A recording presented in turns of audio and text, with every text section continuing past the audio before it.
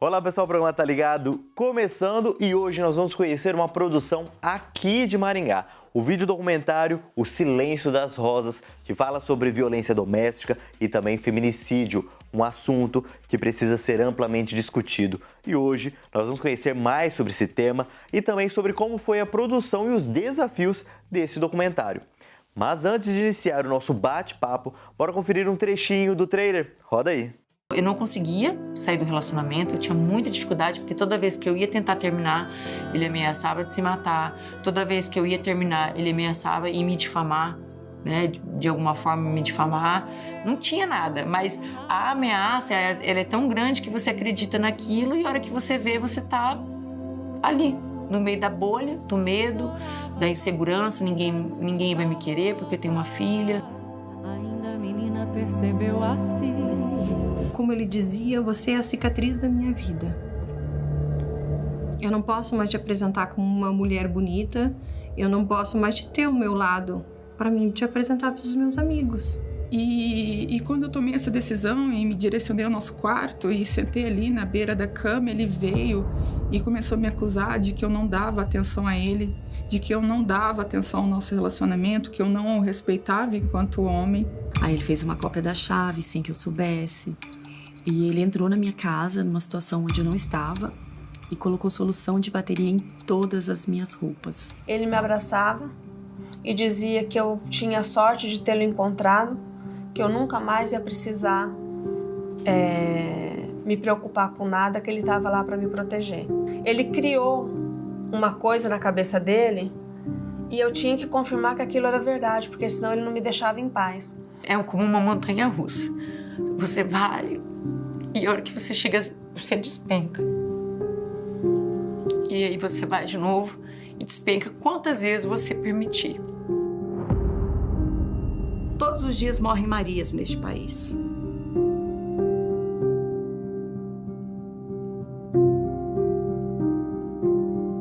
Olá pessoal, como vocês já viram aí um trechinho desse documentário e é sobre esse assunto que nós vamos falar hoje. Estou aqui com o Wellington Oliveira, ele que é diretor, produtor, esteve à frente dessas produções. E já pra gente iniciar, nós vimos aí um trechinho do trailer, mas para quem tá em casa poder conhecer um pouco mais, eu queria que você fizesse um resumo sobre o que é esse documentário, Silêncio das Rosas. Bom, O Silêncio das Rosas é um documentário que trata sobre violência contra a mulher, sobre violência doméstica e feminicídio. Então, por meio desse documentário, nós buscamos vítimas de violência doméstica para contar os seus relatos, para contar as suas histórias de dor e sofrimento e também parentes de vítimas de feminicídio, né? Nós abordamos 2 casos muito famosos no Paraná, que foi o caso da Tatiane Spitzner, de Guarapuava, e também o caso da Renata Mugiati, de Curitiba. E além das vítimas, além de parentes de vítimas, nós trouxemos diversos profissionais de várias áreas clínicas e entre outras, para corroborar todas essas informações sobre violência, sobre machismo, sobre narcisismo, sobre o perfil tanto do agredido quanto do agressor. Quando a gente fala em documentário, existe uma gama aí de temas, uma infinidade. E o porquê da escolha desse tema em específico na hora de produzir o documentário? Olha, normalmente eu gosto de trabalhar com temas bastante espinhosos, né? É normal eu dizer no meu meio que eu gosto de enfiar o dedo na ferida. Então eu gosto de abordar esses temas, né? E você falar de feminicídio e você falar de violência contra a mulher é uma temática muito urgente. A pandemia do coronavírus, ele só tornou muito mais visível o que já vinha acontecendo silenciosamente, né? Com a pandemia, marido e mulher tiveram que conviver muito mais tempo dentro de casa, né? E aí se acentuou muito mais as agressões. É claro que sempre existiu, não começou com a pandemia, né? A violência contra a mulher já existe há muito tempo. Nós vivemos numa sociedade machista, uma sociedade patriarcal, onde a mulher não tem lugar, onde a mulher não tem vez, onde a mulher não tem voz. E aí o homem, né, o perfil desse agressor, né, que a gente vamos nomear como o homem mesmo, né, o ativo da relação, ele passa a agredir muito mais a sua companheira, né? O agressor, ele não vê a mulher que está ao lado dele como uma companheira, como uma pessoa que ele deve respeitar e que ele deve amar. Ele vê como uma posse, um objeto, algo que ele precisa subjugar o tempo todo. Então, você trabalhar com essa temática, com esse tema, e você trazer à tona essas histórias é sempre muito bom, sabe? Eu acho que falta um pouco ainda de coragem de muitas pessoas, até dos meios de comunicação, né? Da gente trazer à tona tudo isso e mostrar isso para a sociedade. Isso precisa mudar. É claro que não é um documentário que vai mudar a sociedade do dia para a noite, mas eu acho que a gente precisa fazer alguma coisa.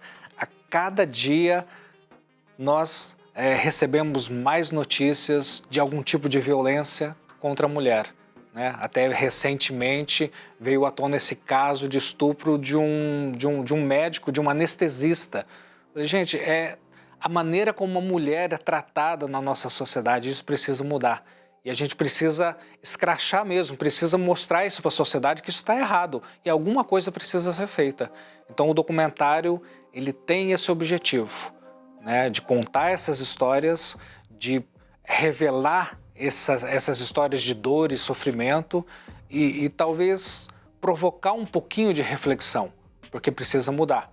Tanto do agressor que precisa parar e procurar um tratamento, né, quanto da mulher que sofre agressão, que muitas vezes não reconhece que está sofrendo agressão e por isso não denuncia o seu agressor. Recentemente saiu uma pesquisa dizendo que 1 em cada 4 mulheres acima de 16 anos sofreram algum tipo de agressão ou abuso durante esse período de pandemia, esse período de isolamento.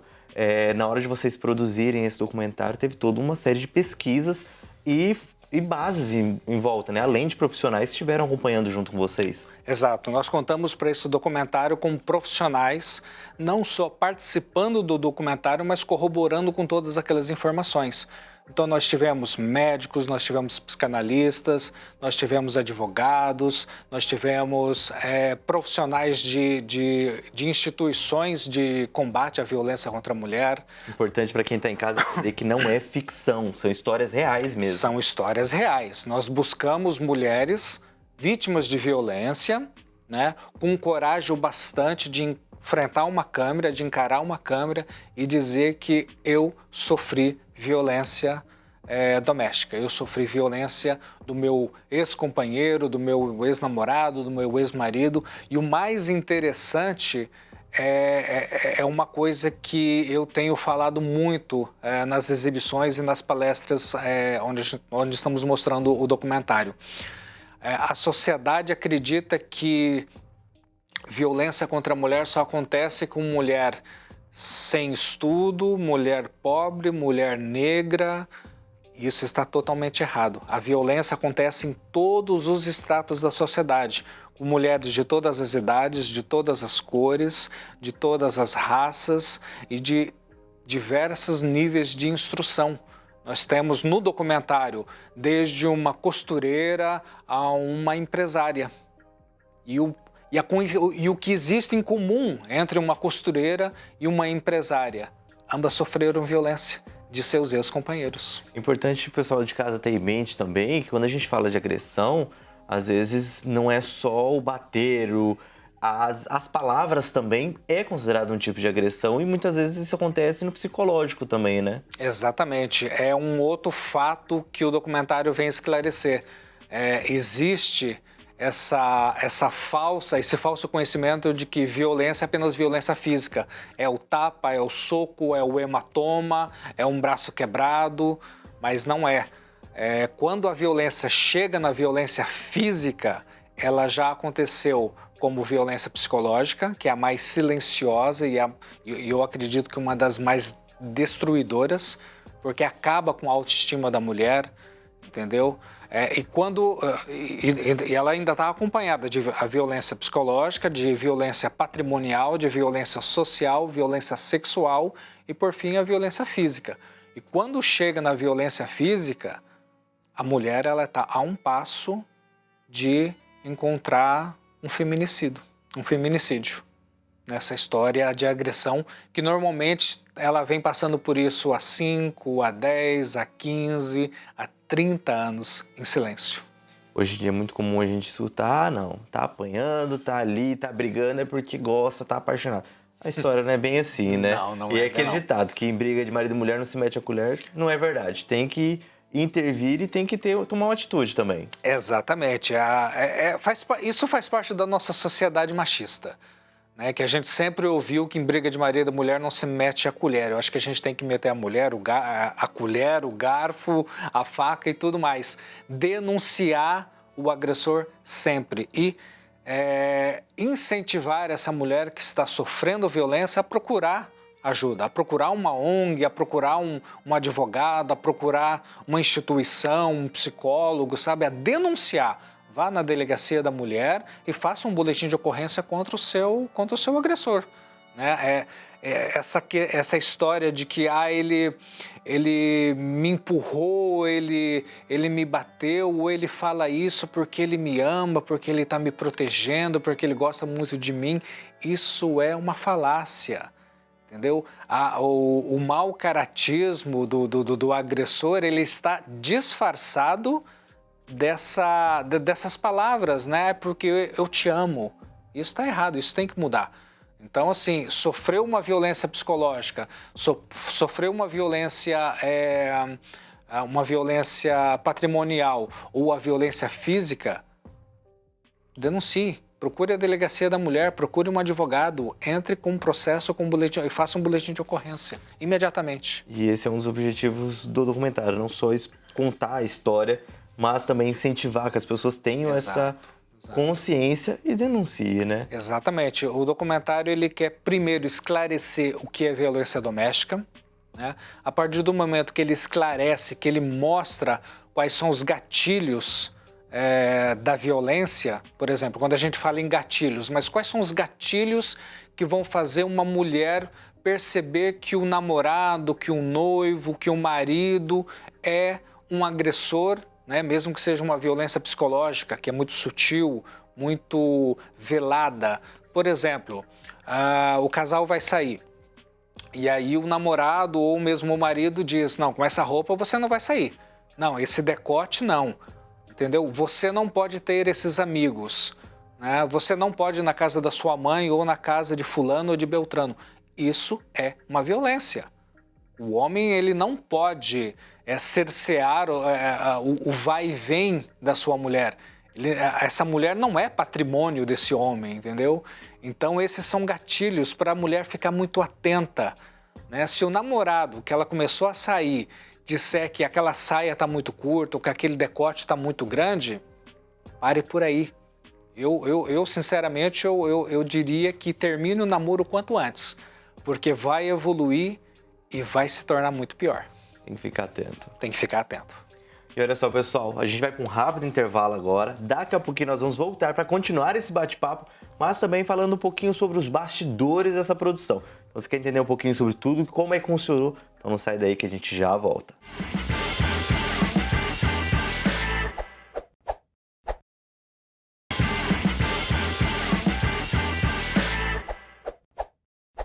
Olá pessoal, estamos de volta, nós seguimos falando do documentário Silêncio das Rosas e é sobre esse assunto nós continuamos agora o nosso bate-papo e seguimos agora falando um pouquinho dos bastidores. Durante o documentário, para quem puder estar indo assistir, conferindo esse documentário, vai ver que tem algumas encenações que foram feitas, algumas dramatizações que foram feitas. Quais foram os cuidados que tiveram que ser tomados ali durante essas cenas? Essas dramatizações, elas vieram direto de alguns relatos dessas mulheres que foram entrevistadas, né? Então, assim, nós queríamos ter feito muito mais cenas dramatizadas, né? Mas não fizemos por conta de orçamento mesmo. Mas as poucas histórias que nós contamos são aquelas mais contundentes, são aquelas mais fortes também. Nós temos uma dramatização, por exemplo, de uma brasileira que morava na Espanha, conheceu o seu agressor em Barcelona e com o decorrer do relacionamento deles, ela descobriu que ele era um psicopata, que ele tinha surtos psicóticos e acusava ela de ter dormido com todos os homens que ele pudesse nomear. Né? E uma dessas cenas dramatizadas é uma discussão que eles têm num quarto de hotel durante uma viagem. Então nós dramatizamos, pegamos 2 atores falando em espanhol, porque aconteceu em Barcelona, aconteceu na Espanha, os dois personagens, né, o agressor e a agredida, falavam espanhol, então os atores também falavam espanhol nessa cena dramatizada que dura mais ou menos 1 minuto e meio, menos de 2 minutos. A gente vê aí que na cena a gente encontra um padrão, né? Tanto estético, iluminação, tudo isso foi pensado já para atingir a pessoa emocionalmente. Tem toda essa questão de estudo também para isso, né? Exato. Nós trouxemos, formamos a equipe, né? De maneira que a gente pudesse ter os melhores recursos técnicos para trabalhar com cinema. O diretor de fotografia, por exemplo, do documentário é o Ricardo Heingens, ele é do Rio de Janeiro. Não só diretor de fotografia, como color grading também, então a finalização de cor do documentário foi feita por ele.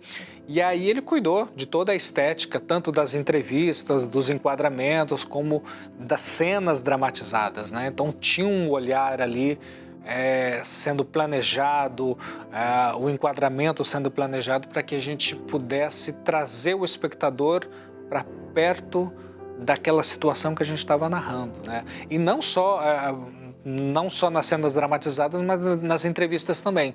Uma coisa que nós queríamos que fosse muito pontual, que o entrevistado olhasse diretamente para a câmera na maior parte do momento. Dos momentos. Então, quando o entrevistado ele está contando a história dele, ele está olhando para o espectador. Olho no olho. Eu estou contando para você o que aconteceu comigo. Então, preste bem atenção nessa história, né? Se você se vê nessa situação ou numa situação parecida, fique atento. A gente vê que nos cinemas, uma coisa que chama muita atenção e cativa muitas pessoas é a trilha sonora que compõe todo esse elemento. E a gente vê também presente já no trailer e também no documentário essa parte da composição da trilha e das emoções também, né? Que casam, tem que estar ali andando juntos para ter todo esse efeito de composição. Como é que foi pensar nessa parte de trilhas, de efeitos? Nós temos uma cena de abertura no documentário que é uma desconstrução da violência. Quando você assiste a abertura, você vê uma mulher se sentando diante da câmera, que é a atriz Cris Carniato, e ela está toda machucada. E aos poucos ela vai limpando aqueles machucados, ela vai removendo, né, aqueles hematomas, aqueles machucados, aqueles cortes, e ela vai se maquiando. Então é uma desconstrução da violência, ela vai se tornando a mulher que ela deveria ser sempre. E foi muito... E como é uma cena muito particular, nós procuramos uma música. Eu queria usar uma música ali que tivesse sido feita especialmente para o filme, né? Especialmente para o documentário. E aí foi onde entrou a Raquel Palmas, que é de Londrina. Ela é cantora, compositora. Ela escreveu uma letra especialmente para falar dessa situação da mulher, que a mulher está vivendo. Ela colocou voz nessa canção, nós gravamos a música aqui em Maringá, onde o diretor musical foi o Elton Júnior, e o restante da trilha também, toda pesquisada, toda criada, para que a gente tivesse momentos de suspense, momentos de dor, né? Então, dependendo do que está sendo contado no documentário, é um momento de uma trilha mais tocante ou de uma trilha com sons mais graves para reforçar o drama, para reforçar o suspense, por exemplo. Mas eu acho que a canção da Raquel Palma é um dos pontos que mais tem chamado a atenção, por ser uma canção original, feita especialmente para o documentário, por abrir o documentário, né, e pela voz dela ser maravilhosa mesmo. O documentário ele é uma série de profissionais trabalhando juntos, né? Não é algo que é possível fazer sozinho, isso na área do cinema como um todo. Mas para você, qual foi assim, a maior dificuldade em produzir esse documentário? Olha, é sempre bom contar com bons profissionais, né? Eu tenho muita sorte Eu trabalho com cinema já são mais de 20 anos e eu trabalho tanto com documentário como com filme de ficção. E eu tenho muita sorte de saber escolher a minha equipe. Então, desde o diretor de fotografia, o som direto, o diretor de arte, o montador, o figurinista, o maquiador. Agora, a questão de dificuldade, eu acho que era suportar toda aquela carga emotiva. A minha equipe, enquanto nós gravávamos em estúdio, num estúdio como esse, por exemplo, um depoimento, a equipe toda ali em silêncio, todo mundo ouvindo, e eu olhando o monitor, por exemplo, era muito fácil você olhar para alguém da equipe e alguém tá chorando, ou disfarçando, sabe? Então aquela carga dramática ali durante a gravação foi muito forte. E eu enfrentei essa carga dramática diversas vezes. Primeiro, eu fiz pré-entrevista com todas essas mulheres. Então, muito antes da gente começar a filmar, elas já me contaram a história. E foi um soco na boca do estômago. Dependendo da situação e com quem eu conversei, eu passei mal de ouvir aqueles relatos. Depois, na filmagem, você ouve novamente. E aí vem aquele baque outra vez. E aí, quando eu estou montando o documentário, decupando tudo que foi, o que eu estou fazendo? Eu estou assistindo todas aquelas histórias novamente.